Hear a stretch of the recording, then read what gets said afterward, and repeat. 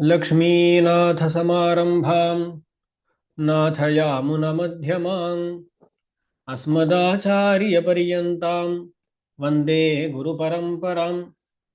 श्रीपराशरभट्टार्यः श्रीरङ्गेशपुरोहितः श्रीवत्साङ्कसुतः श्रीमान् श्रेयसे मेस्तु भूयसे।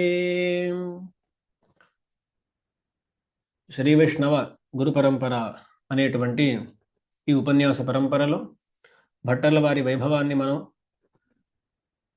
క్రిందటి కొన్ని కాలక్షేపాల్లో విస్తృతంగా తెలుసుకున్నాము.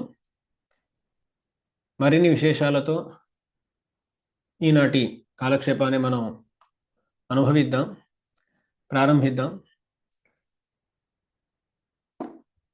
భట్టర్ల వారి చరిత్రలో ఎన్నో చిన్న చిన్న సంఘటనలు, వాటిలో నుంచి తెలుసుకోవటానికి ఎన్నో పాఠ్యాంశాలు. వారు ఈ భూమి మీద ఉన్న సమయం చాలా తక్కువే, కానీ చేసిన పనులు, పొందిన నిష్ఠ చాలా ఎక్కువ. అటువంటి భట్టర్ల వారి చరిత్రలో మరిన్ని విశేషాలను తెలుసుకుందాం. ఒకసారి భట్టర్ల వారు ఎంతోమంది పండితులతో వాదం చేశారంట. వాగ్వివాదం జరిగింది. భట్టర్ల వారు చాలా తేలికగా వారందరినీ కూడా వాదంలో జయించారు. భట్టర్ల వారికి ఒక బిరుదం ఉండేది, సర్వజ్ఞ భట్టర్ అనేవారు. వారికి తెలియని విషయము లేదు, సర్వజ్ఞులు అని అంటూ ఉండేవాళ్ళు. ఆ విద్వాంసులు, పండితులు ఆ భట్టర్ల వారికి ఏం తెలిసేంటి అన్నట్లుగా భావించి భట్టర్ల వారిని అడిగారంట, దేనికైనా జవాబిస్తారా మీరు అని. భట్టర్ల వారు ఇస్తానే అన్నారు. భట్టర్ల వారిని పరీక్షించాలి అని వాళ్ళు ఏం చేశారంట, ఒక కుండ తీసుకొని ఆ కుండలో ఒక పామును పెట్టి దానికి ఒక మూత వేసి దీంట్లో ఏముందయ్యా అని అడిగారు. వారికి పాపం తెలియదు లోపల ఏముందో అని వాళ్ళు అనుకున్నారు, వారికి తెలియదు అని. భట్టర్ల వారి ముందు వచ్చేసి ఆ కుండను పెట్టేసి దీంట్లో ఏముంది అన్నారు. తమిళంలో ఒక మాట, తిరువెణ్ కొత్త కుడై అని అంటారు. వారు అన్నారంట, తిరువెణ్ కొత్త కొత్త కుడై అన్నారు. కుడై అంటే ఏంటి? ఛత్రము, గొడుగు అని అర్థం అండి. కుండలో గొడుగు ఉండటం ఏంటి? కుండ ఎంత ఉంటుంది, గొడుగు ఎంత పెద్దగా ఉంటుంది? గొడుగు ఉండటానికి అసలు దాంట్లో అవకాశమే లేదు. మరి దాంట్లో గొడుగు ఉంది అన్నారు వారు. అలా చెప్పేసరికి వాళ్ళందరూ అసలు ఏం అర్థం కాకుండా ఏం చెప్తున్నారు అన్నట్లు ఆలోచించారు. అయ్యా, మీకు అసలు ఏం అర్థం కాలేదు, మీకేం తెలియదు, దీంట్లో గొడుగు ఉండటం ఏంటి, ఏం చెప్తున్నారు మీరు, దీంట్లో పాము ఉన్నది, అది మీకు తెలియలేదేంటి అన్నారు. వెంటనే భట్టర్ల వారు అన్నారంట, సెన్నాహల్ కుడయాం అని అన్నారు. అర్థం ఏంటి? முதலாழ்வாర్ల పాశురం ఒకటి, పొయ్గై ఆళ్వార్ వారి యొక్క పాశురం. சென்னால் குடையாம் இருந்தால் சிங்காசனமாம் நின்னால் மரவடியாம் நீழ்கடலுள் என்னும் புனையாம் மணிவிளக்காம் பூம்பொட்டாம் పుల్గొమణయాం తిరుమార్కు అరవు. లక్ష్మీనాథునికి ఆదిశేషుడు ఎలా ఎలా కైంకర్యాలు చేస్తాడు అంటే, భగవంతుడు ఎక్కడైనా బయటికి వెళితే గొడుగుగా మారిపోతాడు ఆదిశేషుడు.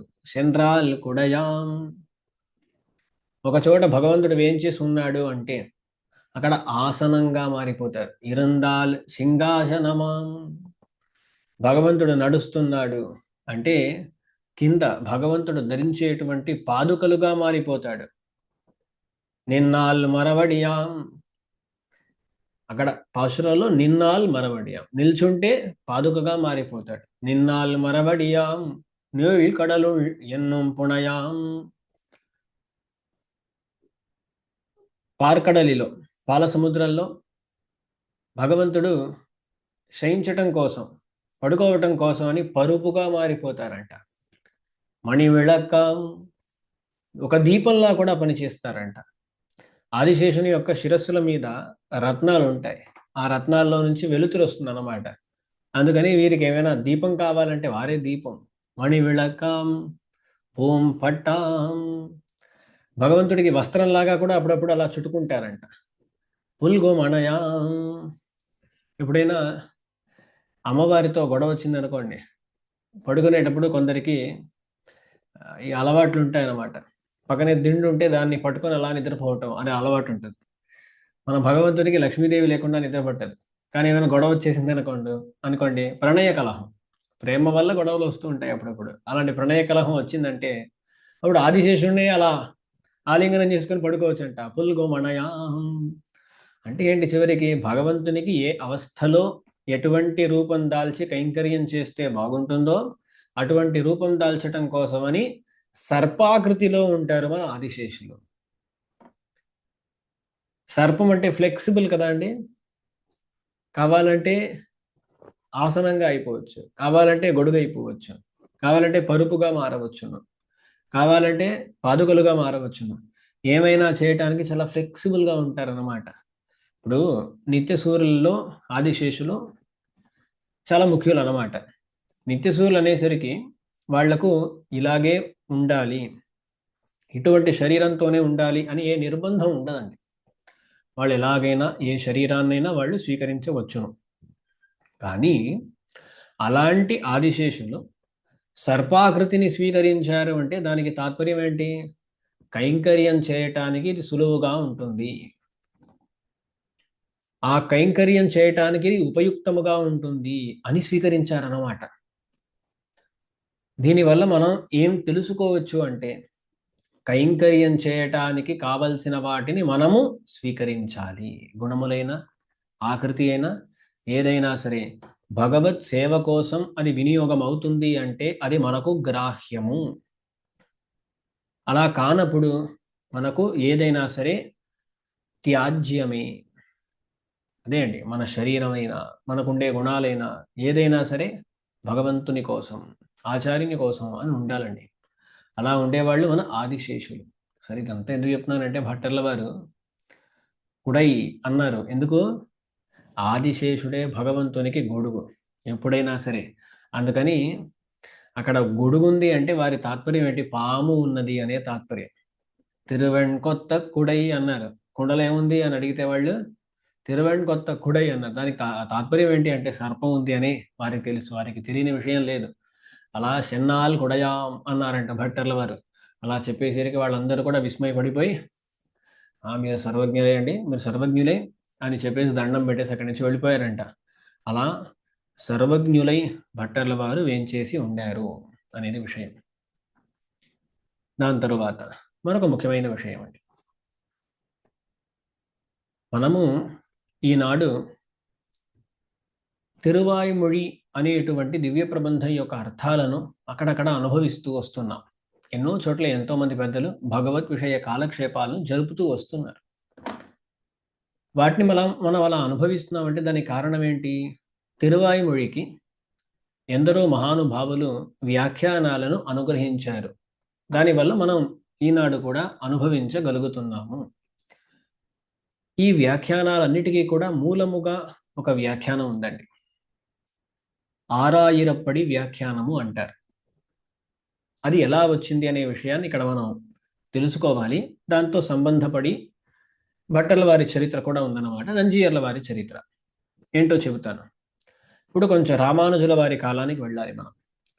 రామానుజుల వారి కాలంలో ఒకసారి ఏమైంది అంటే, శిష్యులందరూ కూడా ఆలోచించారు. రామానుజుల వారు బ్రహ్మసూత్రాలకు భాష్యాన్ని అనుగ్రహించారు. కానీ ఇప్పుడు తిరువాయిమొഴി ఉన్నది. ఈ తిరువాయిమొഴിకి వ్యాఖ్యానం ఏమీ లేదే. తిరువాయిమొഴి అనేది మనకు చాలా ముఖ్యమైనది కదా. దీనికి వ్యాఖ్యానాన్ని ఎవరైనా అనుగ్రహించాలి. మరి అనుగ్రహించాలి అంటే రామానుజుల వారే అనుగ్రహిస్తే చాలా బాగుంటుంది కదా అని అందరూ కూడా అనుకున్నారు. కానీ నేరుగా వెళ్ళి రామానుజుల వారితో చెప్పటానికి ఎవరికీ ధైర్యం లేదు. అందుకని ఏం చేశారు? రామానుజుల వారి కృపకు పాత్రభూతులై వారి అభిమాన పుత్రుల్లాగా ఉండేటువంటి కురుహై తిరుక్కురుహై పిరాన్ పిళ్ళాన్ అని అంటారండి. తిరుక్కురుహై పిరాన్ పిళ్ళాన్, కురుకేశులు అని వారికి పేరు. సరేనా? వారిని పిళ్ళాన్ అని కూడా వ్యవహరిస్తూ ఉంటారు. ఇప్పుడు కూరాధినాథ కురుకేశ ముఖాద్య పుంసాం అని మనవాళ మహామునులు యతిరాజ వింశతిలో అంటారు కురుకేశులు అని. వారి తిరుక్కురుహైప్పిరాన్ పుళ్ళాన్ అనే స్వామి. వారిని వెళ్ళి అందరు శిష్యులు ప్రార్థించారు. స్వామి, దేవరు వారు అనుగ్రహించాలి, రామానుజుల వారిని వెళ్ళి అడగాలి, తిరువాయుమొழிకి ఒక వ్యాఖ్యానం చేయమని అని. వీళ్ళందరూ తిరుక్కురుహైప్పిరాన్ పుళ్ళాన్ స్వామిని అడిగేసరికి వారు ఏం చేశారంటే, వారు రామానుజుల వారి వద్దకు వెళ్ళి వారిని ప్రార్థించారు. స్వామి, దేవర వారు తిరువాయుమొழிకి ఒక వ్యాఖ్యానాన్ని అనుగ్రహించాలి అని ప్రార్థించారు. ఇప్పుడు ఇలా ప్రార్థించేసరికి రామానుజుల వారు అన్నారు, మనము బ్రహ్మసూత్రాలకు భాష్యం చేసేసాము, అలాగే తిరువాయుమొழிకి కూడా ఒక వ్యాఖ్యానం చేస్తే లోకంలో ఏమవుతుంది? తిరువాయుమొழிకి రామానుజుల వారు ఒక వ్యాఖ్యానం రాశారు. ఇప్పుడేమవుతుంది? రామానుజుల వారు రాసేశారు, ఇప్పుడు దీనికన్నా ఎక్కువగా మనం ఏ అర్థం చెప్పరాదు అనేటువంటి ఒక భావన ఏర్పడుతుంది లోకంలో. ఇప్పుడు బ్రహ్మసూత్రాలు ఉన్నాయండి, బ్రహ్మసూత్రాలకు రామానుజుల వారు భాష్యం చేసేసారు. ఇప్పుడు మన వాళ్ళలో ఎవరూ కూడా ఆ రామానుజుల వారు ఇలా చేశారు, దీనికి ఇలా కూడా అర్థం చెప్పొచ్చు అని ఎవ్వరూ చెప్పరు. రామానుజుల వారు ఒక అర్థాన్ని చూపించారంటే అంతే, అయిపోయింది. దానికన్నా ఎక్కువ ఇలా చెప్పవచ్చును అలా చెప్పవచ్చును అని చేయటం అనేది సాధారణంగా ఉంటుంది. ఇప్పుడు రామానుజుల వారు తిరుక్కురహైపిరాన్ పుళ్ళాన్ ప్రార్థించేసరికి వారు చెబుతారు, నేను కానీ తిరువాయుమొழிకి వ్యాఖ్యానం చేస్తే అందరూ ఏం చేస్తారు? ఆ రామానుజుల వారు ఒక వ్యాఖ్యానం చేసేశారు, దీనికన్నా ఎక్కువగా తిరువాయుమొழிకి అర్థం చెప్పరాదు అని అనుకుంటారు. అది వద్దు, అలా కాకూడదు. తిరువాయుమొഴి లాంటి దివ్య ప్రబంధాలు ఎన్నో అర్థములను తమలో కలిగి ఉంటాయి. ఒక్కొక్కరికి వేరే వేరే రకంగా ఎన్నో అర్థాలు స్ఫురిస్తాయి. అలాంటప్పుడు నేను మాత్రం ఒక వ్యాఖ్యానాన్ని చేశానంటే ఆ తిరువాయుమొழிని ఒక రకంగా సంకుచితం చేసేటట్లు అవుతుంది, అలా నేను చేయను అని ఎంబెరుమానార్లు రామానుజుల వారు అన్నారంట. సో రామానుజుల వారు శ్రీభాష్యాన్ని అనుగ్రహించి దిగ్విజయం చేసి ఇవన్నీ చేసినా సరే తిరువాయుమొழிకి వ్యాఖ్యానాన్ని వారు అనుగ్రహించలేదు. ఎందుకంటే తిరువాయుమొழிకి ఇంతే అర్థము అని అందరూ కూడా ఒక నిర్ణయానికి వచ్చేసి ఇంకెన్నో అర్థాలు చెప్పడానికి అక్కడ ఉన్నా సరే తమను తాము లిమిట్ చేసుకుంటారన్నమాట. అలా అయిపోతుంది అని రామానుజుల వారు వ్యాఖ్యానం చేయకుండా ఏమన్నారు? తిరుక్కురహైపిరాన్ పుళ్ళాన్ వారినే ఆజ్ఞాపించారు, మీరు తిరువాయుమొழிకి ఒక వ్యాఖ్యానము రాయండి అని. అప్పుడు రామానుజుల వారి ఆజ్ఞతో తిరుక్కురహైపిరాన్ పుళ్ళాన్ అనే స్వామి ఒక వ్యాఖ్యానాన్ని అనుగ్రహించారు. ఆ వ్యాఖ్యానమునకు ఆరాయిరప్పడి అని పేరండి. ఏంటి? ఆరాయిరప్పడి అని పేరు. దాని తరువాత ఎన్నో వ్యాఖ్యానాలు వచ్చాయి తిరువాయుమొழிకి. మొదటి వ్యాఖ్యానం ఏది అంటే ఈ ఆరాయిరప్పడి అనేటువంటి వ్యాఖ్యానము. దానికి ఎందుకు ఆరాయిరప్పడి అని పేరంటే, పడి అనేది ఒక లెక్క. ఆ కాలంలో ఇప్పుడు మనకు పేజీలు ఉంటాయండి, బుక్కులు ఉన్నాయనుకోండి, పేజెస్ ఉంటాయి వాటిలో. కానీ ఆ పేజెస్ చూశారనుకోండి, 1000 పేజీల బుక్ అండి అంటారు. 1000 పేజీల బుక్, ఆ పేజీ ఎంత పెద్దగా ఉంటుంది అనే విషయం కూడా ఉంది. చిన్న పుస్తకం 1000 పేజీలు ఉన్నాయంటే దాన్ని పెద్ద పుస్తకం అంటామా? తెలీదు, చెప్పలేం కదా. కొన్ని ఇంత పెద్దగా ఉంటాయి, దాంట్లో పేజీలు చూశారంటే 100 పేజీలే ఉంటాయి. కానీ 1000 పేజీలు కలిగిన పుస్తకము, ఆ 100 పేజీలు కలిగిన పుస్తకము రెండిట్లో కూడా విషయం ఒకే రకంగా ఉంటుంది అంతే, ఎందుకంటే దీని సైజులో మారుతుంది. సో ఆ కాలంలో లెక్క పెట్టేటప్పుడు ఏం చేసేవాళ్ళు అంటే అక్షరాల సంఖ్య ఏం చేసేవాళ్ళంటే 32 అక్షరాలు ఉంటే దాన్ని ఒక పడి అని చెప్పేవాళ్ళు. తమిళంలో ఒక గ్రంథము అనే వ్యవహారం కూడా ఉంది. అంటే ఏంటి? 32 అక్షరాలు కలిగినటువంటి ఒక భాగాన్ని పడి అంటారు. అటువంటి భాగాలు 6000 ఉంటే 6000. 6000 పడి అంటే 32 అక్షరాలు కలిగిన భాగాలు 6000 ఉన్నాయని అర్థం అండి. సాధారణంగా మనకు తెలిసినటువంటి ఇప్పుడు సహస్రనామం మొదలగు శ్లోకాలు ఉన్నాయా? విశ్వం విష్ణుర్వషట్కారో భూతభవ్య భవత్ ప్రభు. అక్కడ ఒక శ్లోకం అని తీసుకున్నారనుకోండి, దాంట్లో 32 అక్షరాలు ఉంటాయి, 4 పాదాలు. ఇప్పుడు దాసుడు 2 పాదాలు చెప్పాను అనుకోండి, ఒక్కో పాదంలో 8 అక్షరాలు ఉంటాయి. ఆ శ్లోకం మొత్తం తీసుకుని ఇప్పుడు శ్రీశైలేశదయాపాత్రం ధీభక్త్యాది గుణార్ణవం యతీంద్ర ప్రవణం వందే రమ్యజామాతరం మునిం. ఈ ఒక శ్లోకం తీసుకున్నారనుకోండి, దీంట్లో 32 అక్షరాలు ఉంటాయి. దాదాపు ఇటువంటి శ్లోకాలు 6000 శ్లోకాలు ఉన్నాయంటే అదే ఆరాయిరప్పడి. అంటే శ్లోకాలుగా ఉండదు, వాక్యములుగా ఉంటాయి, కానీ అక్షర సంఖ్య అలా చూస్తే ఇలా 32 ఇంటూ 6000 అదే వస్తుందో చూసుకోండి మీరు. అన్ని అక్షరాలు కలిగినటువంటి గ్రంథము, దానికి ఆరాయిరప్పడి అని పేరు పెట్టారు. ఇప్పుడు ఇలా చేసేటప్పుడు తిరుకురహి పిరాన్ పిళ్ళాన్ వారు ఏం చేశారంటే విష్ణు పురాణ సంఖ్యలో ఈ వ్యాఖ్యానం అనుగ్రహించారు. విష్ణు పురాణంలో 6000 శ్లోకాలు ఉంటాయండి. 6000 శ్లోకాలు. ఆ రీతిలో వీరు ఏం చేశారంటే ఇలా అనుగ్రహించారు ఆరాయిరప్పడి అనేటువంటి వ్యాఖ్యానం. ఈ వ్యాఖ్యానం ఇలా వచ్చి చేరింది. చాలా చిన్న వ్యాఖ్యానం అండి. ఆరాయిరప్పడి అంటే చిన్న వ్యాఖ్యానం. ఒక పాశురం ఉందంటే ఆ పాశురం ఎంత ఉంటుందో అంతే వ్యాఖ్యానం కూడా ఉండదు. చిన్న వ్యాఖ్యానం. దాని యొక్క తాత్పర్యాన్ని అలాగే అక్కడక్కడ ప్రతిపదార్థాలను కూడా తెలిపేట్లుగా చాలా అందంగా ఉంటుందన్నమాట. చిన్న సంగ్రహమైన వ్యాఖ్యానము ఆరాయిరప్పడి అనేటువంటి వ్యాఖ్యానం. ఇప్పుడు భట్టర్ల వారి కాలానికి ఆరాయిరప్పడి వ్యాఖ్యానం అనేది అవతరించేసింది. అందుకని భట్టర్ల వారు కాలక్షేపం చెప్పేటప్పుడు, తిరువాయిమొഴി కాలక్షేపం చేసేటప్పుడు ఆరాయిరప్పడిని పెట్టుకొని కాలక్షేపం చేసేవారు. ఇప్పుడు భట్టర్ల వారు ఆరాయిరప్పడిని నంజీయర్ల వారికి ఉపదేశించారు. ఆరాయిరప్పడి నంజీయర్లకు దొరికింది. అలా నంజీయర్ల వారు ఆరాయిరప్పడిని బాగా అధ్యయనం చేసి దాని తర్వాత ఏం చేశారు అంటే భట్టర్ల వారికి బాగా సేవలు అందించి వారి అనుమతి తీసుకొని తాము తిరువాయిమొഴിకి మరొక వ్యాఖ్యానాన్ని అనుగ్రహించారు. ఎవరు? నంజీయర్ల వారు. అదే రెండో వ్యాఖ్యానము తిరువాయిమొഴിకి వచ్చింది. అదేంటి అంటే 9,000 అని అంటారు. ఏంటండి? 9,000 అని. అది 9,000 పడి. అది 6,000 6,000. ఇది కొంచెం ఎక్కువ, 3,000 ఎక్కువ, 9,000 పడి అన్నమాట. అదే 9,000 పడి. 9 అంటే 9, 9,000, 1000 అంటే 1000, 9,000 9,000, 9,000 సంఖ్య కలిగినటువంటి ఒక వ్యాఖ్యానము. అదే 9,000 పడి అని అనుగ్రహించారు.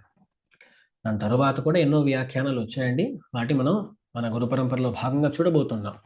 ఇంకా కూడా 24,000 పడి, 12,000 పడి, 36,000 పడి అని తిరువాయిమొഴിకి 5 వ్యాఖ్యానాలు వచ్చాయి. 6, 9, 12, 24, 36. ఆ 36 అదే ఈడు అని చెప్పబడుతుంది. చాలా పెద్ద వ్యాఖ్యానము. దాన్ని ఈ కాలంలో మన వాళ్ళందరూ కూడా కాలక్షేపంగా అనుగ్రహిస్తూ వస్తున్నారు అక్కడక్కడ. అలా ఇలా వ్యాఖ్యానాలు అన్నీ వచ్చాయనుకోండి, 5 వ్యాఖ్యానాలు. దాని తర్వాత ఎంతో మంది చేశారు, ఇప్పటిదాకా కూడా చేస్తూ ఉన్నారు. అలా వ్యాఖ్యానాలు ఎన్నో వచ్చినా సరే వీటన్నిటికీ మూలభూతంగా ఉండేటువంటి వ్యాఖ్యానం ఏది అంటే ఆరాయిరప్పడి అనేటువంటి వ్యాఖ్యానమే. దాని తరువాత 9,000 పడి వచ్చింది.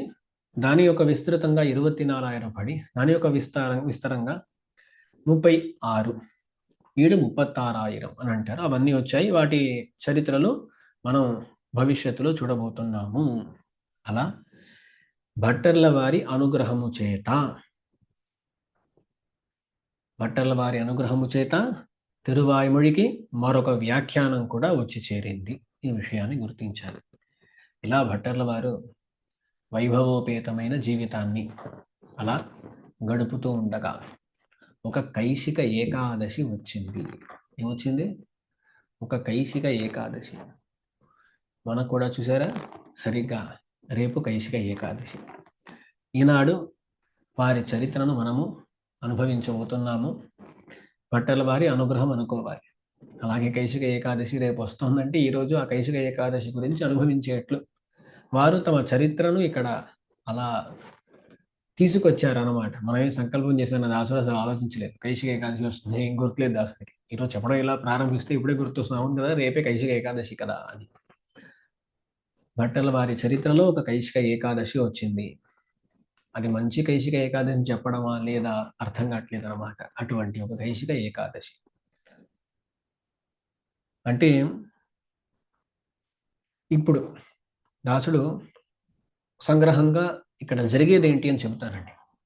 శ్రీరంగంలో కైశిక ఏకాదశి, రేపు కైశిక ఏకాదశి పొద్దున్న సాధారణంగా ప్రతి ఏకాదశికి పెరుమాళ్ళ పొరపాటు జరుగుతుంది. అంటే పెరుమాళ్ళు తమ గర్భగృహంలో నుంచి బయటికి వచ్చి అలా ప్రదక్షిణంగా వచ్చి మూలస్థానానికి ముందు ఉండేటువంటి మండపం ఒకటి, అழகிய మణవాళన్ తిరుమండపం, పెద్ద మండపం ఉంటుంది. అందరూ సేవించుకున్నారు, శ్రీరంగం ఎప్పుడే సేవించుకున్నారు అందరూ. రంగనాథ స్వామి గర్భగృహం బయటికి వస్తే గాయత్రి మండపం, చిన్న మండపం ఒకటి ఉంటుంది. దానికి బయటకు వస్తూ ఇంకొంచెం పెద్ద మండపం ఒకటి ఉంటుంది. దాన్నే అழகிய మణవాళన్ తిరుమండపం, పెరియ తిరుమండపం, చందన మండపం అని ఇలా ఇలా చెబుతూ ఉంటారు. ఆ మండపంలోకి ఏం చేస్తారు, అక్కడ ఏకాదశి తిరుమంజనం అవన్నీ జరుగుతాయి. దాని తర్వాత మళ్ళీ లోపలికి వెళ్ళిపోతారు పెరుమాళ్ళు. దాని తర్వాత రాత్రి మళ్ళీ పొరపాటు అవుతుంది. మళ్ళీ బయటికి వస్తారన్నమాట పెరుమాళ్ళు. బయటికి వచ్చి తమకు పక్కన ఒక మండపం ఉందన్నమాట. అర్జున మండపము అని అంటారు. ఆ అర్జున మండపానికి వస్తారు పెరుమాళ్ళు. అక్కడ వేంచేసి ఉండి అక్కడే ఈ దుప్పట్ల సేవ అనేది జరుగుతుంది. అదేదో మన ఆంధ్ర అంటే తెలుగు రాష్ట్రాల్లో దుప్పట్ల సేవ అని అంటారు. మేము ఇక్కడ దుప్పట్ల సేవ దుప్పటి కాదు అది, ఒకలాంటి ఒక వస్త్రం, ఉత్తరీయం లాంటిది, పట్టు వస్త్రాలు. ఆ పట్టు వస్త్రాలను పెరుమాళ్లకు సమర్పిస్తారన్నమాట. దీన్ని పలు రకాలుగా అంటారు. దాసుడు ఒక మాట ఏం విన్నానంటే, భగవంతునికి ఒక సంవత్సరంలో రోజు కూడా వస్త్రం ఉంటుంది, కానీ దాంట్లో ఏమైనా లోపాలు ఉండవచ్చును కదా. ఆ వస్త్ర లోపాలు సంవత్సరంలో ఏర్పడి ఉండవచ్చును. వాటన్నిటినీ తీర్చే విధంగా రేపు అంటే కైశిక ఏకాదశి రాత్రి ఆ సందర్భంలో ఆ వస్త్రాలను సమర్పించటము అనేటువంటి ఒకటి ఉంది అని అంటారు. అలా కాకుండా ఇప్పుడు ఇక చలికాలం ప్రారంభం అవుతుంది కదా, దానికి తగ్గట్లుగా భగవంతునికి అవి పెట్టి కొంచెం చలికి తగ్గట్లుగా పెడతారు అని కూడా ఇలా విన్నాం అన్నమాట ఒకసారి. సరే, ఎన్నో కారణాలు, అందుకని రేపు ఆ దుప్పట్ల సేవ అనేది జరుగుతుంది.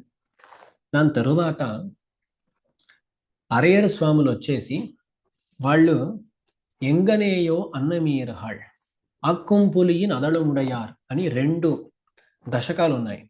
ఒకటి తిరువాయుమొழிలో ఉండేటువంటి దశకం ఎంగనేయో అన్నమీరహాళ్ అనేటువంటి దశకం. ఒకటి పెరియ తిరుమొഴി అంటే తిరుమంగై ఆళ్వార్ అనుగ్రహించినటువంటి పెరియ తిరుమొழிలో ఉండేటువంటి దశకం. 2 కూడా తిరుక్కురుంగుడి అనేటువంటి దివ్యదేశం గురించి ఆళ్వార్లు రచించినవి. తిరుక్కురుంగుడి అనే దివ్యదేశం, ఆ దివ్యదేశ పాశురాలను అక్కడ పాడి వాటికైన అర్థములను వ్యాఖ్యానం ద్వారా చెప్పి అభినయం చేసి చూపిస్తారన్నమాట. అదంతా జరుగుతుంది. దాని తరువాత భట్టర్ల వంశస్థులు వాళ్ళు అక్కడ పెరుమాళ్ల ముందు ఉండి కైశిక పురాణ పఠనం చేస్తారు.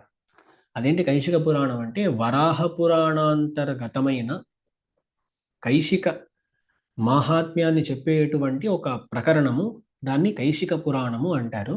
ఆ కైశిక పురాణాన్ని ఆ సందర్భంలో సేవించుట అనేటువంటి ఒక క్రమం ఉంది. అలా వారు ఆ పురాణ పఠనం చేస్తారు.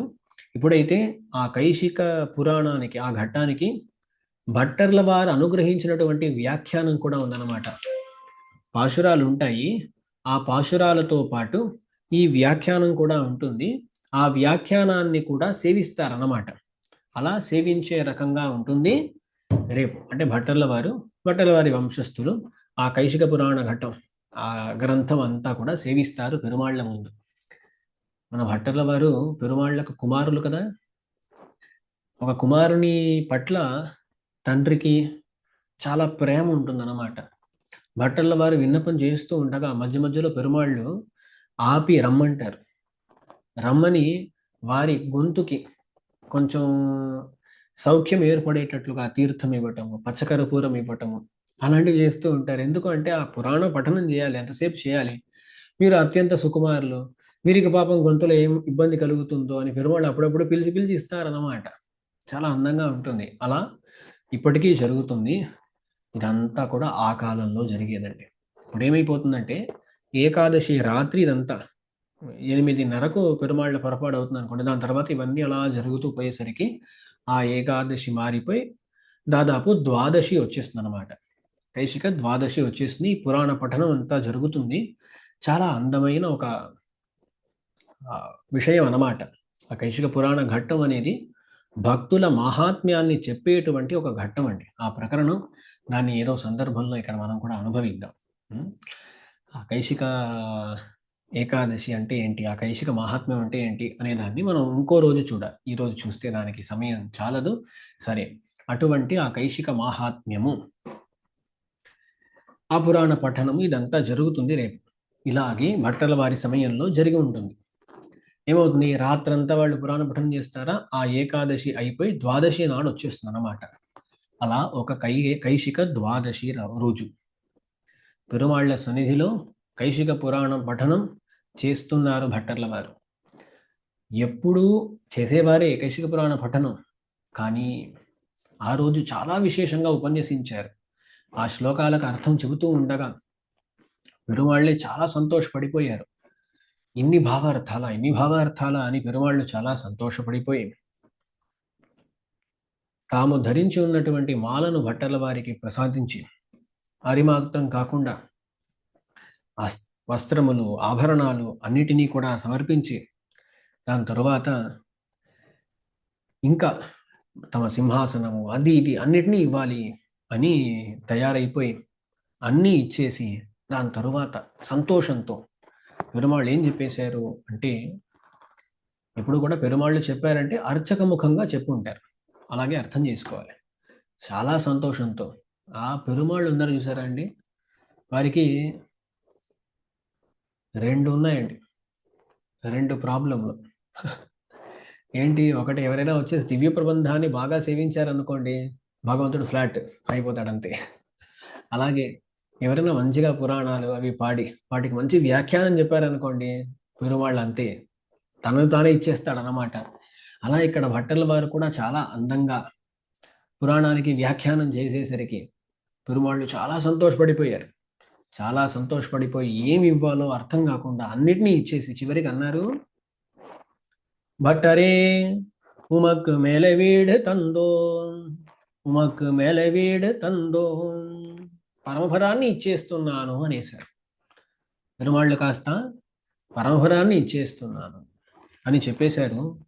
భట్టర్ల వారు కూడా వారికి చాలా చిన్న తిరునక్షత్రం అండి. చిన్న వయసులో ఉన్నారు భట్టర్ల వారు. గురు పరంపర గ్రంథంలో అయితే అక్కడ చెప్పబడిన వయసు 28 తిరునక్షత్రతిలే అని ఉంది. 28 అని ఉన్నది. కానీ 28 అనేది కొంచెం మరీ తక్కువగా ఉంది కాబట్టి కొందరు పెద్దలు ఇంకో రకంగా కూడా నిర్ణయించారు. సరే ఏదైనా సరే ఇప్పుడు మన ఎమరుమానార్లు 120 సంవత్సరాలు వేంచేసి ఉండారు. అలా కాదే, దీర్ఘాయుస్తో లేకుండా చిన్న వయస్సులోనే పెరుమాళ్ళు ఇలా చేయగా ఇప్పుడు భట్టర్ల వారు వెంటనే చూడండి, మనమైతే ఏంటయ్యా అది అని అనుకునే వాళ్ళమేమో. భట్టర్ల వారు ఆ మహాప్రసాదం అన్నారు. ఇదే కావాలి, మహాప్రసాదం, మహానుగ్రహం దొరికింది అని చెప్పి వెంటనే అంగీకరించారు. అలా అంగీకరించేశారు. మహాప్రసాదం అంటే అంగీకరించినట్లుగానే అక్కడ ఉండే వాళ్ళు అందరూ కూడా వాళ్ళు శోకాకులైపోయారు. అయ్యో, పెరుమాళ్ళు ఏదో వేగంగా చెప్పేస్తే వీరు అంగీకరించటం ఏంటి? పెరుమాళ్ళు చెప్పటం ఏంటి? ఫస్ట్ అదే. దాని తర్వాత వీరు అంగీకరించటం ఏంటి? ఇలా చేయవచ్చునా, ఇలా చేయవచ్చునా అని వాళ్ళందరూ కూడా తమలో తాము మాట్లాడుకుంటూ బాధపడుతూ ఉన్నారు. ఒకవైపు భట్టర్ల వారు పెరుమాళ్లను సేవించి చాలా సంతోషంతో, మీరు ముందు అర్జునునికి మోక్షయిష్యామి అన్నారు. ఎవరైనా నన్ను శరణాగతి చేస్తే వాళ్లను నేను కాపాడతాను, సర్వపాపేభ్యో మోక్షయిష్యామి, అన్ని పాపాల్లో నుంచి వాళ్లను ముక్తుల్ని చేస్తాను అని మీరు అన్నారు.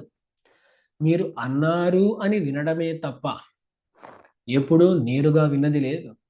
ఇప్పుడు నేరుగా నా ముందే మోక్ష ఇష్యామి, మీకు మోక్షాన్ని ఇస్తున్నాను అని అన్నారే, ఇది మహాభాగ్యము.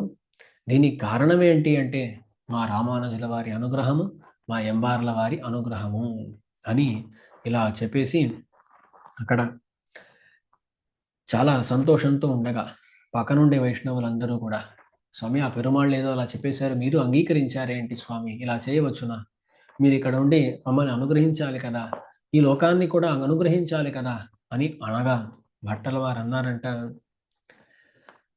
ఈ విభూతి, ఈ లీలా విభూతి, ఈ లీలా విభూతిలో ఉండేవాళ్ళు వీళ్ళందరూ భాగ్యహీనులైతే అది నా తప్ప అని అడిగారంట భట్టర్ల వారు. ఇక్కడ విషయం ఏంటి అంటే పెరుమాళ్ళు సాక్షాత్తుగా భట్టర్లకు మోక్షాన్ని ఇచ్చాను అని పలకగా భట్టర్ల వారికి అంత ఆనందం, హర్ష పరవశులైపోయారన్నమాట. ఆ పెరుమాళ్ళ యొక్క అనుగ్రహాన్ని నేరుగా పొంది ఆ సమయంలో ఆ హర్షము చేత గర్వితులై భట్టర్ల వారు, ఈ ఈకటి వారు భాగ్యహీనులైతే నేనేం చేయగలను, నాయకుడలకు నరునై తుంగుము. ఒక నీచ వస్తువు, ఒక శునకం ఉందంటే ఆ శునకం ఏదో ఒక మంచి నెయ్యి దాన్ని తినిందంట. ఏమవుతుంది, దాని యొక్క కడుపులో అది నిలబడలేదు, బయటకు వచ్చేసింది అనుకోండి. అంతే. అలాగే ఈ సంసారం అనేది నీచమైన ఒక ప్రదేశము, దాంట్లో నేను ఉండలేను, నన్ను సహించలేదేమో ఈ ప్రదేశము, అందుకని ఇలా పెరుమాళ్ళు చేశారు.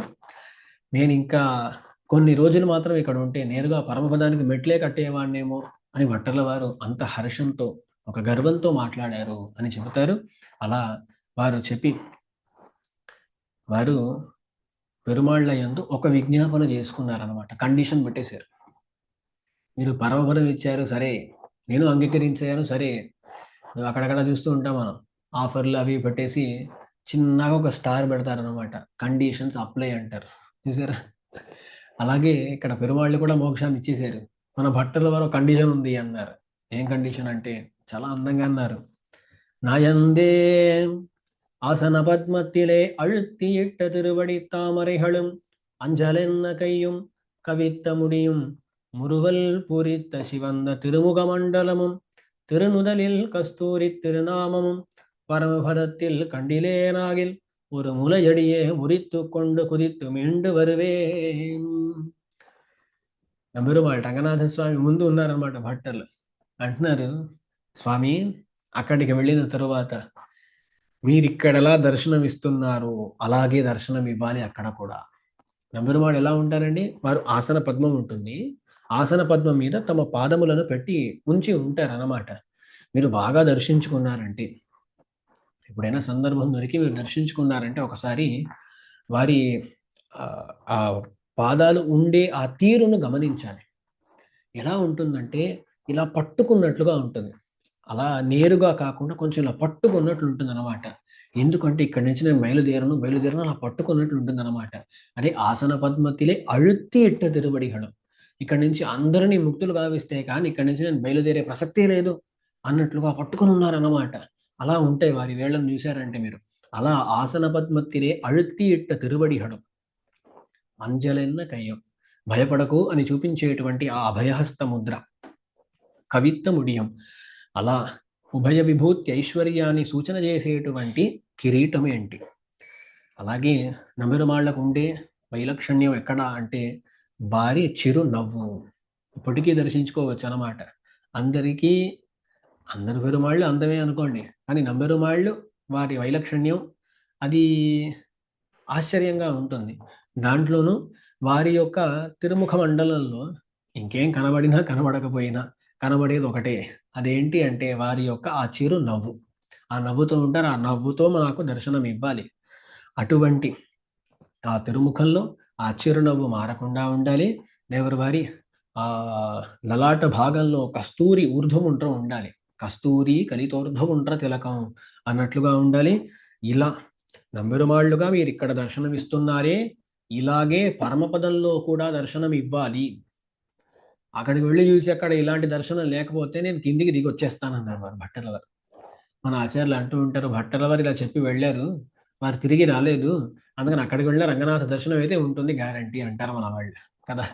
అలా అక్కడ వెళ్ళినా సరే రంగనాథుడు నమ్మెరువాళ్ళు వాళ్ళ దర్శనం అయితే ఎప్పుడూ ఉంటుంది.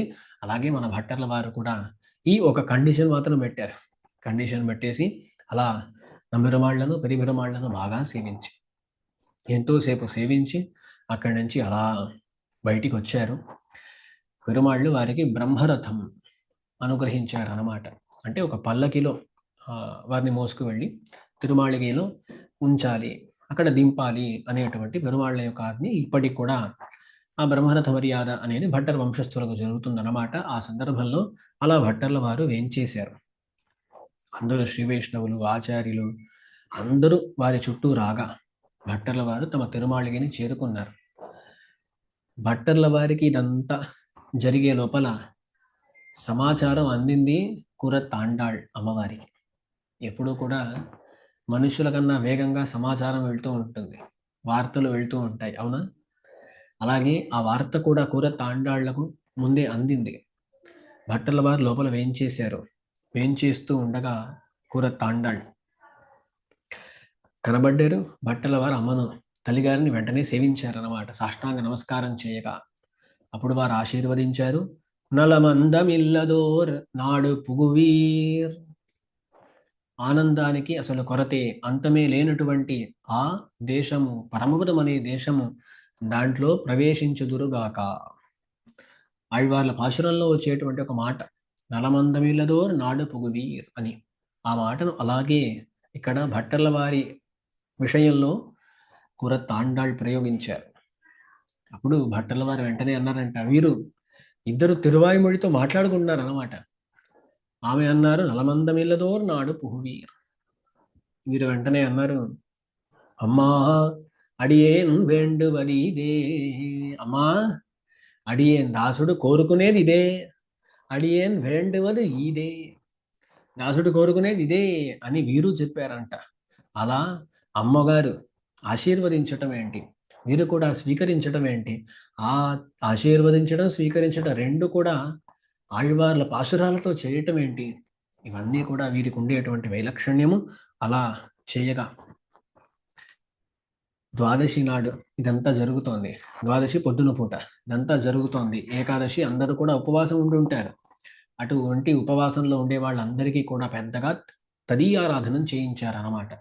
తదీయారాధన పెద్దగా జరిగింది. అందరికీ తదీయారాధన జరిగిన తర్వాత భట్టర్ల వారు అంటే ఒకవైపు పరమపదాన్ని ఇచ్చేశానని పెరుమాళ్ళు చెప్పినా సరే వీరు తమ కైంకర్యమును అలాగే చేస్తూ వస్తున్నారు. ఆ రోజు తదీయారాధన జరిగింది. ద్వాదశి నాడు ఎప్పుడు కూడా తదీయారాధన కొంత తొందరగానే అయిపోతుంది అన్నమాట. ఇక్కడ ఒక మాట మాత్రం చెప్పేస్తానండి. ఇక్కడ నవరమాళ్ళ ఉత్సవం గురించి చెబుతూ వచ్చాను కదా, దాంట్లో అరియర సేవ గురించి చెప్పాను, దుప్పట్ల సేవ గురించి చెప్పాను. దాని తర్వాత భట్టర్ల వారు పురాణ పఠనం చేస్తారు అన్నాను. ఆ పురాణ పఠనం అంతా అయిపోయిన తర్వాత దాని తర్వాత పొద్దున పూట దాదాపు 5:30, 6 అలాంటి సమయంలో పెరుమాళ్ళు మళ్ళీ తమ మండపంలో నుంచి గర్భగృహానికి వేంచేస్తారన్నమాట. అక్కడ అలా వేంచేసేటప్పుడు పెరుమాళ్ళు వేంచేసేటప్పుడు అక్కడ మెట్లు ఉంటాయి. ఆ మెట్లు ఎక్కాలన్నమాట. మెట్లు ఎక్కి లోపలికి వెళ్ళాలి పెరుమాళ్ళు. ఆ మెట్లు ఎక్కేటప్పుడు సాధారణంగా పడియేత్త సేవై అంటారు, పడియేత్తం అంటారండి. పడి అంటే మెట్లు, మెట్లు ఎక్కటం అదే పడియేత్తం అంటే. ఆ పెరుమాళ్ళు మెట్లు ఎక్కేటప్పుడు ఏం చేస్తారంటే అరయ్యర్ స్వాములు అక్కడ గానం చేస్తారన్నమాట. ఒకలాంటి గానం, గానం అని చెప్పకుండా అక్కడ పెరుమాళ్ళ యొక్క ఆ, మహిమలను పాడటం అన్నమాట. మనం వింటూ ఉంటాం రాజాధిరాజ, రాజగంభీర, రాజమార్తాండ అని రాజులకు చెప్తారు కదా, అలా పెరుమాళ్ళకు కూడా ఉంటాయి అన్నమాట. అక్కడ పెరుమాళ్లను వారు ఏం చేస్తారంటే ఆ అరయ్యర్ స్వాములు పెరుమాళ్ళ యొక్క గుణములను, మహిమలను పాడతారన్నమాట. కొన్ని ఇలా ఉంటాయి అన్నమాట. మున్నిలం పిన్నళహియ పెరుమాళ్ అంటారు. ముందు కన్నా వెనకాల వారు ఇంకా అందంగా ఉంటారంట. మున్నిలం పిన్నళహియ పెరుమాళ్. ఆభరణங்களுக்கு అழகு கொடுக்கும் పెరుమాళ్. ఆభరణములు సాధారణంగా మనకు అందాన్ని కలిగిస్తాయి, కానీ పెరుమాళ్ళు ఆభరణములకు సౌందర్యాన్ని కలిగించేవాడు. ఆభరణத்துக்கு అழகு கொடுக்கும் పెరుమాళ్. అలా ఇలాంటి వాక్యాలు ఎన్నో ఉంటాయన్నమాట. వాటిని పెరుమాళ్ళ ముందు సేవిస్తారు. అలా సేవిస్తూ ఉండగా పెరుమాళ్లకు ఎన్నో గతులు ఉంటాయండి. నమ్మెరుమాళ్లకు ఇక్కడ ఒకలాంటి గజగతి అని చెప్పే రకంగా ఒక గతి ఉంటుంది. మెట్లు ఎక్కేటప్పుడు నేరుగా అలా ఎక్కకుండా అలా అలా ఊగటం అన్నమాట. ఎప్పుడైనా ఏనుగులు చూసారా? మా శ్రీరంగంలో 2 ఏనుగులు ఉన్నాయండి. ఆండాళ్, లక్ష్మి అని 2 ఏనుగులు ఉన్నాయి. ఆ ఏనుగులు ఎక్కడ నిలబడ్డాయి అనుకోండి, ఒక చోట అలా నిలబడి ఉండవు. ఇలా ఇలా ఊగుతూ ఉంటాయి. అది పెద్ద పెద్దగా ఊగుతూ ఉంటాయి అన్నమాట. పక్కన వెళ్ళడానికి కొంచెం భయమేస్తుంది. అలా ఊగుతూ ఉంటాయి ఏనుగులు. అలాగే పెరుమాళ్ళు కూడా మెట్లు ఎక్కేటప్పుడు నేరుగా అలా వెళ్ళిపోరు. అలా ఊగుతూ ఉంటారన్నమాట. అప్పుడేంటి అంటే, వీరు ఇలా వారి వైభవాల్ని చెబుతూ ఉండగా, ఒక గర్వితమైన, మదమత్తమైన ఏనుగులాగా పెరుమాళ్ళు కూడా ఇలా ఇలా ఊగుతూ అలా మెట్లెక్కుతారనమాట. దాన్ని పడియేత్త సేవ అని అంటారు. ఆ సందర్భంలో శ్రీరంగంలో ఆ రోజు మాత్రం ఏమవుతుంది అంటే, కర్పూర పడియేత్తం అని అంటారండి. పెరుమాళ్ళు అలా వేంచేస్తూ ఉండగా కర్పూరం, పచ్చకర్పూరం, పుష్పాలు వాటిని కలిపి అలా వేస్తారనమాట. సో, అక్కడ చూసారంటే, ఆ పుష్పాలు, కర్పూరం అలా ఎగురుతూ ఉంటాయి. దాని మధ్యలో పెరుమాళ్ళు అలా అలా వేంచేస్తారనమాట. ఆ రోజు మాత్రం కర్పూర పడియేత్త సేవయ్యి అని అంటారు. అలా విశేషంగా ఆ పొరపాడు, ఆ పడియేట్టడం జరుగుతుంది. ఆ సందర్భంలో ఆ ఒక్కరోజు మాత్రమే సేవించుకోవచ్చనమాట. అటువంటి ఒక సన్నివేశం కూడా ద్వాదశి నాడు, కైశిక ద్వాదశి నాడు పొద్దున్నే జరుగుతుంది. అది గుర్తుకొచ్చింది అందుకని చెప్తున్నానన్నమాట ఇక్కడ. సరే. అది ఒక పక్కన. భట్టర్ల వారు తిరుమాళికొచ్చారు. తదియారాధన జరిగింది. మళ్ళీ ఇక్కడికొద్దాం మనం. భట్టర్ల వారు తదియారాధన చేయించారు. దాని తరువాత ఎప్పటిలాగా కాలక్షేపం ప్రారంభించారు. వాళ్లకు కాలక్షేపం లేకుండా అసలు గడవదండి. అదే సత్యం. మన సంప్రదాయంలో మన ఆచార్యులు ఏం చేశారంటే మళ్ళీ మళ్ళీ తిరిగి తిరిగి తిరువాయుమొഴി కాలక్షేపం, తిరునెడుందాండం కాలక్షేపం, తిరుప్పావై కాలక్షేపం, వీటితోనే కాలాన్ని గడిపారు. ఆచార్యులు అంటే అలాగే ఉంటారన్నమాట. చూస్తే వాళ్ళేదో గ్రంథం పట్టుకొని వాళ్ళు చదువుతూ ఉంటారు, లేకపోతే నేర్పిస్తూ ఉంటారు అంతే. ఆచార్యులు అంటే అలాగే ఉంటారు. పెద్దగా మన వాళ్ళు ఈ కర్మల మీద ఆసక్తి చూపేవాళ్ళు కాదు. ఈరోజు ఈ హోమం అండి, ఆ ఇష్టండి, 100 ఇష్టలు, 50 ఇష్టలు, ఏ పూర్వాచార్యులు అవన్నీ అనుష్ఠించారు. వాళ్ళు చేసింది ఏంటి అంటే ఎప్పుడు చూసినా గ్రంథాలు, అధ్యయనం, అధ్యాపనం. అలాగే భట్టర్ల వారు తిరునెడుందాండకం, వారికి చాలా నచ్చిన ప్రబంధం తిరునెడుందాండకం అనేటువంటి ప్రబంధం. ముందు కూడా చూశాం. నంజీర్ల వారిని భయపెట్టిన గ్రంథం ఏది అంటే ఆ తిరునెడుందాండకమే కదా. అలాంటి ఆ తిరునెడుందాండకం అనే గ్రంథం వారికి చాలా ఇష్టమైన గ్రంథము. దాన్ని కాలక్షేప ప్రక్రియలో చెప్పడం ప్రారంభించారు. అలా వారు చెబుతూ ఉండగా దాంట్లో ఒక పాశురం, అలంపురింద నెడుందడక్కై అమరర్వేందన్ அஞ்சிரை புழ்தனிப்பாக நமுனர்க்கென்னும் శలంభురిందం అరుళిల్లా తన్మయాళన్ అని ఒక పాశురం. దాంట్లో భగవంతుడిని వర్ణిస్తూ అంజిరై పుల్ తనిపాగన్ అనే మాట వస్తుంది.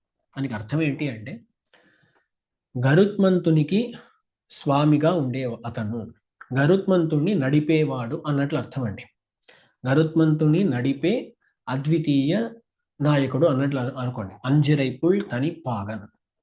అప్పుడు ఒక పాశురంలో ఒక విషయం ఉందంటే దానికి తగినట్లుగా ఇంకో పాశురం ఏమైనా దొరికితే దాన్ని కూడా అక్కడ చేర్చి చెబుతారు కదా కాలక్షేపాల్లో. అలా మన పెరియాళ్వార్ల పాశురం, పరవయేరు పరంపురుడా நீ என்னை கைக்கொண்டபின் பிறவி என்னும் கடலும் வத்தி పెరుంభరమాగిన్నదాల్. అక్కడ పరవయేరు పరంపురుడా, గరుడ వాహనుడా, నీ ఎన్నై కైకొండభిన్, నువ్వు నన్ను స్వీకరించిన తరువాత, పిరవి ఎన్నం కడలం బత్తి, సంసారము అనేటువంటి సాగరం ఏదైతే ఉందో అది చాలా తగ్గిపోయి కడలం బత్తి పెరుంపరం ఆగిన్నదాల్ అని పరమపదం దరిదాపుల్లో వచ్చేసింది అన్నట్లుగా వచ్చేటువంటి ఒక పాశురం అన్నమాట. ఈ పాశురాన్ని అనుసంధిస్తున్నారు. వీరికి అదే స్థితి. ఇప్పుడు సంసారం తగ్గుతూ, సంసార సాగరం అది తగ్గుతూ వీరికి పరమపదం ఆసన్నమైనది కదా. ఆ పాశురాన్ని పరవయేరు పరంపురుడా நீ என்னை கைக்கொண்டபின் பிறவி என்னும் கடலும் వత్తి పెరుంబరమాగిన్నదాల్ అనేటువంటి ఈ పాశురాన్ని ఒకసారి కాకుండా 2 సార్లు ఇలా అనుసంధించి, అలా అనుసంధిస్తూ ఉండగా వారు కళ్ళు అలా కొంచెం ఎక్కువగా తెరిచారనమాట. తెరిచి అలా నవ్వి వారికి ఒక మందహాసం ఏర్పడింది. ఆ మందహాసంతో పాటు అలా వెనకాల జారుకున్నారంట భట్టర్ల వారు. అంటే పెరుమాళ్ళు భట్టర్లు అత్యంత సుకుమారులండి. ఆ విషయాన్ని మనం ముందు నుంచి చూస్తూ వస్తున్నాం. అత్యంత సుకుమారులు భట్టర్లు. వారిని పరమపదానికి తీసుకువెళ్ళేటప్పుడు వారికి ఎటువంటి క్లేశం లేకుండా అలా వారికి నచ్చేటువంటి తిరునెడుందాండుగ ప్రబంధ అనుభవం జరుగుతూ ఉండగానే పెరుమాళ్ళు అలా తీసుకెళ్ళిపోయాడంట. ఒక పువ్వు ఉంది. పువ్వులో ఉండేటువంటి తేనెను ఒక తేనెటీగ ఎలా సేకరిస్తుంది? ఆ పువ్వుకి ఎటువంటి హాని కలగకుండా తేనెను మాత్రం తీసుకెళ్ళిపోతుందన్నమాట. అలాగే భట్టర్ల వారి దివ్యమంగళ విగ్రహంలో నుంచి వారిని అలా తీసుకువెళ్ళిపోయాడు భగవంతుడు అని అంటారు మన పెద్దవాళ్ళు. అలా భట్టర్ల వారు వెనకాల అలా జారుకున్నారు. అప్పుడు వెంటనే పక్కన ఉండేటువంటి కూర తాండాళ్లకు సమాచారం అందించారు. ఇలా భట్టర్ల వారు ఇలా వేంచేసి ఉన్నారు అని చెప్పగా వెంటనే ఆండాళ్ళు వచ్చేసి వారిని కౌగిలించుకొని తరువాత వారిని చూసి ఎంత అందంగా వారు బయలుదేరారు, పెరుమాళ్ళు వీరి సౌకుమార్యాన్ని గమనించి ఎలా తీసుకువెళ్ళారు అని చూసి చాలా సంతోషంతోనే ఉండిందంట కూరత్తాండాళ్. ఆలోచించండి, సాధారణంగా లోకంలో ఏమంటారంటే పుత్ర ప్రాప్తి విపత్తిభ్యాం నసమం సుఖదుఃఖయోహో అంటారండి. పుత్ర ప్రాప్తి కలిగినప్పుడు ఏర్పడే సుఖము అలాంటి సుఖం మరొకటి ఉండదు. పుత్ర విపత్తి ఏర్పడినప్పుడు ఉండేటువంటి దుఃఖం లాంటి దుఃఖం మరొకటి ఉండదు అంటారు. అది సంసారంలో సామాన్య జనులకు చూస్తే అలాగే ఉంటుంది. కానీ కూరత్తాండాళ్ళ పాపం ముందే తమ భర్తను పోగొట్టుకుందనమాట. అంటే కూరత్తాళ్వాన్లు పరమపదానికి వేంచేశారు. దాని తరువాత ఇప్పుడు తమ కళ్ళ ముందే భట్టర్ల వారు పరమపదానికి వేంచేశారు. అలాంటప్పుడు వారు చాలా కృంగిపోయి ఉండొచ్చు అన్నమాట. లేదు, వారి అభిప్రాయం ఏంటి? ఇక్కడి నుంచి వారు పరమపదానికి వెళ్ళారు, వారికి పెద్ద శ్రేయస్సు దక్కింది, ఇప్పుడు దానికి ఏడుస్తే మనం తప్పు చేస్తున్నాము అనేటువంటి భావన కలిగిన ఆ గొప్ప వ్యక్తి కూరత్తాండాళ్. అందుకని ఆ సందర్భంలో ఎటువంటి బాధకు లోను కాలేదంట కూరత్తాండాళ్. సంతోషంగానే ఉండింది. అప్పుడు అక్కడ కూరత్తాండాళ్ మిగతా వాళ్ళు కూడా అయ్యో పరమపదనాథునికి పెద్ద ఉత్సవం, భట్టల వారు వస్తున్నారని వారికి అక్కడ పెద్ద ఉత్సవం, ఇక్కడ రంగనాథుడు మన రంగనాయకి అమ్మవారు, మనకే ఈ భాగ్యం లేకుండా పోయింది అని ఇలా అందరూ కూడా ఆలోచిస్తూ ఉండగా తరువాత కూరత్తాండాళ్ అక్కడ ఇకపై చేయాల్సిన పనులన్నింటినీ కూడా చేయటానికి సన్నద్ధమైంది. అంటే ఇక్కడ ముఖ్యమైన విషయం ఏంటి అంటే భట్టర్ల వారికి ఒక గొప్ప పురుషార్థము దక్కింది, గొప్ప ఫలితము దక్కింది. అలాంటి సందర్భంలో వీరు ఏడవాల్సిన దుఃఖపడాల్సిన అవసరం లేదు అనేది కూరత్తాండాళ్ళ యొక్క భావన అన్నమాట. ఎవరికైనా మంచి జరిగి మనం ఏడిస్తే ఎలా ఉంటుంది? వారి ఆ శ్రేయస్సుని మనము సహించుకోలేకపోయాము అన్నట్లు అవుతుందన్నమాట. అలా చేయటానికి ఆమె సిద్ధంగా లేదు. మరొకటి, అందరికీ స్వామి ఎవరండి? పెరుమాళ్ళు స్వామి. వారు సంసారంలో ఉంచితే అది వారి ఇష్టం. కాదు, వారిని నేను పరమపదాన్ని తీసుకువెళ్తాను అని భగవంతుడు అనుకుంటే అది కూడా వాడి ఇష్టం. స్వామి ఎక్కడ తన వస్తువు ఉండాలనుకుంటాడో అక్కడే పెట్టుకుంటాడు. మనం దాని గురించి బాధపడటం ఏంటి, కోప్పడటం ఏంటి? అది కూడదు అని అలా ఆండాళ్ ఉండింది. ఒకవైపు కానీ పరమపదనాథునికి పెద్ద ఉత్సవం, మనకు ఆ లోటే అని ఒక భావన కూడా ఉంది. ఒకవైపు ఇలా ఆండాళ్ ఉండగా మరొక వైపు నంజీయర్ మొదలగు శిష్యులు అందరూ కూడా నిర్మూల వృక్షాలలాగా పడిపోయి ఏడుస్తూ ఉండారన్నమాట. అయ్యో ఇలా అయిపోయింది, అయ్యో ఇలా అయిపోయింది అని. ఆ సందర్భంలో పెరుమాళ్ళు తమకుండేటువంటి పరికరాలు ఉపకరణాలు అన్నిటినీ కూడా భట్టర్ల వారి కోసం అని పంపించారు. అందరినీ పంపించగా దీన్ని ఒక అవభృత ఉత్సవంలాగా అందరూ కూడా జరుపుకోవాలి అని పెరుమాళ్ళు అందరికీ ఆజ్ఞను ఇచ్చి, ఒకవైపు పెరుమాళ్ళు కూడా చాలా ఏదో ఇచ్చేసావేంటి ఇలా, అక్కడ అందమైన ఒక మాట అండి, ఇప్పోదు నమక్ చెవ్వాయ్ వక్రమాయిత్. పెరుమాళ్ళు అనుకున్నారంట, అయ్యో మన నోరు చాలా అందరూ కూడా సెవ్వాయి అంటారు. చాలా అందమైన వాయి. సెవ్వాయి అనే మాటకు రుజువైన నోరు అని కూడా అర్థం వస్తుంది. అలా కాకుండా ఇప్పుడు వక్రమైపోయింది. మనమే మన నోటితోనే వారికి పరమపదం ఇచ్చేసామే, తప్పు చేశామే అని పెరుమాళ్ళు ఒకవైపు బాధపడుతూ, వారు ఒకవైపు ఏడుస్తూ తమ తమ ఉభయ నాచిమారులతో వారు కూడా తిరుమంజనం చేసుకొని, ఆ రోజు తమలపాకు అంటే తాంబూలం, ఆ తాంబూలం స్వీకరించకుండా ఎప్పుడైతే శోకంలో ఉంటారో అప్పుడు తాంబూలం స్వీకరించరాదు. పెరుమాళ్ళు కూడా ఆ శోకంలో తాంబూలం స్వీకరించకుండా ఉండారు.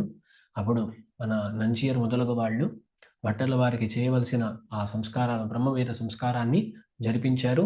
భట్టర్ల వారి తమ్ముడు అంటే శ్రీరామ పిళ్ళె భట్టర్, వేదవ్యాస భట్టలు ఉన్నారు. వారి ద్వారా భట్టర్లకు బ్రహ్మవేద సంస్కారము అనేది జరిగింది. అలాగే ఆ కైంకర్యాలు ఎలా ఎలా చేయాలో వాటన్నిటినీ కూడా వాళ్ళందరూ జరిపించారు అనేది విషయం. అలా భట్టర్ల వారు కొంత సమయమే ఈ భూలోకంలో ఉన్న వారి యొక్క ముద్రను ఈ భూలోకంలో సుస్థాపితం చేసి వెళ్ళారన్నమాట. భట్టర్ల వారి నిర్వాహాలు, వారు చెప్పినటువంటి ఉపదేశాలు, వారు చేసినటువంటి గ్రంథాలు ఇలా ఎన్నో ఇప్పటికి కూడా మనందరినీ ఆశ్చర్యపరుస్తూ వారి వైభవాన్ని చూసి మంత్రముగ్ధులు అయ్యేలాగా చేస్తూ ఉన్నాయి అనేది నిస్సంశయమైన విషయము. అలా భట్టర్ల వారి చరిత్ర, ఇంకా ఎన్నో ఐతిహ్యాలు, వారి గురించిన ఎన్నో వృత్తాంతాలు అక్కడక్కడ వ్యాఖ్యానాల్లో చెప్పబడి ఉన్నాయి. ఆరాయనపడి గురు పరంపర ప్రభావ గ్రంథంలో ఉన్న విషయాలు మాత్రమే చూశాను. ఇంకెన్నో విషయాలు భట్టర్ల వారి గురించి ఉన్నాయి. ఉన్నది చాలా తక్కువ కాలమే, కానీ దాంట్లో వారు చేసిన పనులు చాలా ఎక్కువ. గొప్ప ఆచార్యులుగా మనందరికీ కూడా ఆదర్శ పురుషులుగా నిలిచిన వారు మన పరాశర భట్టర్ల వారు. వారి వైభవాన్ని ఏదో ఒక రకంగా మనం అనుభవించాము అనే విషయాన్ని ఇక్కడ తెలుపుకుంటూ దాసుడు ఈనాటి ప్రవచనాన్ని పూర్తి చేస్తున్నాను. రేపు కైశిక ఏకాదశి, దాని తర్వాత కైశిక ద్వాదశి.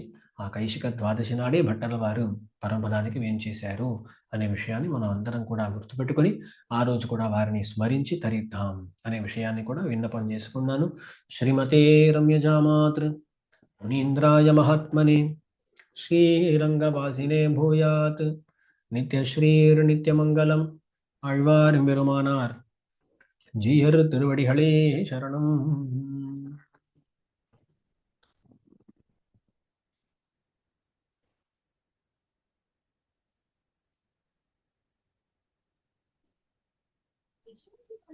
అడియన్ దాసోహం స్వామి. అడియన్ దాసోహం స్వామి చాలా ముఖ్యంగా ఉంది. అడియన్ దాసోహం స్వామి. అదే అడియన్ దాసోహం స్వామి.